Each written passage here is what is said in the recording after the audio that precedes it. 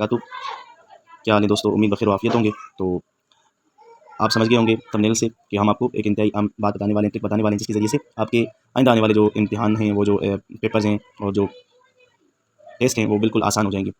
तो वो कौन सी बात है? वो ये है कि देखिए, कल और आज के अंदर जो एसएसटी के अंदर जनरल कैटेगरी के पेपर आए हुए हैं, जो एमसीक्यूज़ आए हुए हैं, तो उनको जब मैंने देखा तो मुझे ये ट्रिक समझ में आई और वाकई ये उसका फ़ायदा भी हुआ। वो ये कि कल सवाल आया था कि हजर असवद की इनकेसमेंट हुई सिल्वर के साथ, ये किसने की थी फर्स्ट टाइम?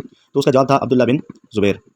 ये साहबी रसूल हैं, इन्होंने सबसे पहले अब्दुल्ला बिन ज़ुबैर रज़ियल्लाहु तआला अन्हु ने हजर असवद को उसके प्रोटेक्शन के लिए उसे सिल्वर के साथ इनकेस कर दिया था, ताकि हमेशा के लिए हजर असवद महफूज रहे।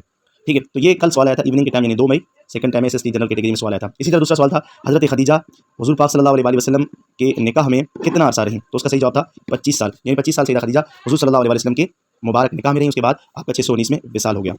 इसी तरह सवाल था कि अय्याम तकबीर तशरीक के साथ कितनी नमाज़ें पढ़ी जाती हैं?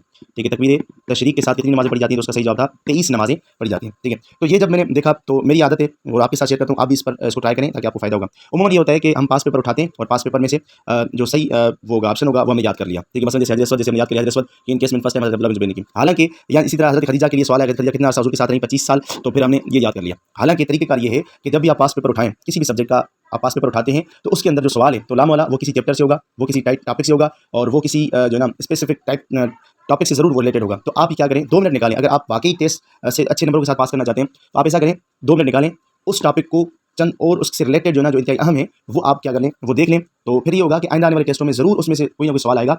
तो इस तरह आपको आइंदा टेस्ट की तैयारी हो जाएगी। ठीक है, इसी तरह अब मैं उसकी मिसाल देता हूँ। देखिए, कल सवाल आया कि फर्स्ट टाइम इनकेसमेंट जो हुई थी हजरत असवद की सिल्वर के साथ किसने की थी? तो मैंने क्या किया, मैंने हजरत असवद खोला और हजरत असवद सर्च किया, हजरत असवद किताबों के अंदर और गूगल के अंदर और मुख्तलिफ जगहों से जो प्लेटफॉर्म थे मेरे पास, मैंने वहाँ से सर्च किया। तो हजरत असवद के लिए मैंने पढ़ा, हजरत असवद के लिए मैंने चंद बातें पढ़ी, जो रियल बातें वापस साथ शेयर करूँ। मैंने पढ़ा हजरत असवद का असल रंग था सफ़ेद। हजरत असवद जो नस्ब किया गया, ये कहाँ पर, ये ईस्टर्न कॉर्नर पर नस्ब किया गया। हजरत असवद जो ना ये इनकेसमेंट जो हजरत अब्दुल्ला बिन ज़ुबैर ने की एक मरतबा, फिर 1268 के अंदर सुल्तान अब्दुल हमीद ने की। ठीक है, इसी तरह 2 मिनट के अंदर मैंने पढ़ा। उसके बाद 1281 के अंदर सुल्तान अब्दुल अजीज़ ने की। अब्दुल हमीद ने इसे गोल्ड के साथ इनकेस किया और सुल्तान अब्दुल अजीज़ ने इसे दोबारा फिर सिल्वर के साथ इनकेस कर दिया। ठीक है, इसी तरह मैंने सैयदा खदीजा के टॉपिक को जब देखा, सैयदा खदीजा कितना आसान रही, तो फिर मैंने सैयदा खदीजा की डेट ऑफ बर्थ और डेट ऑफ डेथ मैंने सर्च की। तो मैंने ये 2 बातें, और इस तरह हज़रत खदीजा का असल नाम क्या था, इनकी वालदा का नाम क्या था, और ये हुज़ूर सल्लल्लाहु अलैहि वसल्लम से को इनसे कितनी औलादें हुई। तो यकीन जानिए, आज जो 3 मई के अंदर जो पेपर आया, तो इसी तरह अय्याम तशरीक मैंने जैसे पहले जिक्र किया, अय्याम तशरीक का, तो आज के कल ये सवाल आए थे। आज इसी तीनों टॉपिक से 2-2 3-3 सवाल हैं। पहला सवाल हजरत असवद के मतलब ये था कि हजरत असवद काबा के किस कॉर्नर में है, तो ये मैंने कल पढ़ लिया था, तो बिल्कुल ईजी हो गया। ठीक है, इसी तरह हजरत असवद के लिए सवाल था कि हजरत असवद को सबसे पहले जो ना किसने चुराया था, तो ये तकरीबन करामतिया ने, मैंने कल पढ़ा था, करामतिया ने नजर के बहादुर थे, उन्होंने आकर हजरत असवद को तोड़-फोड़ भी की और उसे चुरा कर ले गया। ये तकरीबन 930 ईस्वी का साल है। उसके बाद फिर 952 को वापसी ले गया। तो ये भी सवाल आया कि किस कॉर्नर में, और ये भी सवाल आया कि फर्स्ट टाइम कब इंस्टॉल हुआ था ये हजरत असवद। उसके इसी तरह अय्याम तशरीक के लिए, तकबीर तशरीक के लिए सवाल आया था कि तकबीर तशरीक के साथ कितनी नमाज़ पढ़ी जाती थी। आज ही उसी का मतलब सवाल आया कि अय्याम तशरीक हैं कितने। ठीक है, अय्याम तशरीक कितने हैं, तो ये 9 ज़िलहिज्जा से 13 ज़िलहिज्जा तक ये जो दिन है, ये अय्याम तशरीक कहलाते हैं।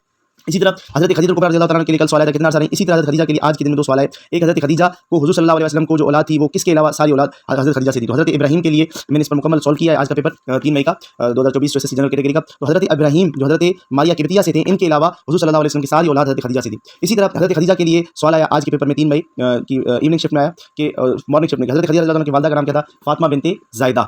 ठीक है, इसी तरह हज़रत खदीजा रज़ियल्लाहु तआला अन्हा के मतलब सवाल है कि खदीजा का विसाल कब हुआ है? 619 ईस्वी में। तो जो बताने का मकसद है वो ये है कि जब भी आप पास पेपर उठाएं, तो उस जो एमसीक्यूज़ किसी को भी पढ़ते हैं, उसका जो राइट आंसर है उसको आप मुख्तलिफ जगहों से, सोर्सेज से आप उसके लिए उसके इर्द गिर्द या उससे रिलेटेड थोड़ी बहुत मालूमात कलेक्ट कर लें, ताकि जो आइंदा जो भी उस सब्जेक्ट से या उस टॉपिक से रिलेटेड सवाल होंगे, वो आपके आसानी हल हो सकते हैं। जैसे कल 2 मई और आज के 3 मई के पेपर के अंदर तकरीबन एक ही 3 या 4 टॉपिक से रिलेटेड सेम क्वेश्चन या रिलेटेड क्वेश्चन आए। इसी चीज़ को मद्देनजर रखते हुए ये जो आपके पास सॉल्व पेपर शो हो रहे हैं, इसमें जब हम किसी भी पेपर को सॉल्व करते हैं, तो उस एमसीक्यू का जो राइट ऑप्शन होता है, उस टॉपिक को लिखते हैं और उससे 2, 3 या 4 ज़रूर सवाल शेयर करते हैं। तो इसलिए हमारे जो सॉल्व पेपर हैं, इनको ज़रूर देखें, अपने दोस्तों के साथ शेयर करें। इंशाअल्लाह ताला इसको आपको बहुत फ़ायदा होगा। मिलते हैं एक नई वीडियो के साथ। अस्सलाम वालेकुम रहमतुल्लाहि व बरकातुहू।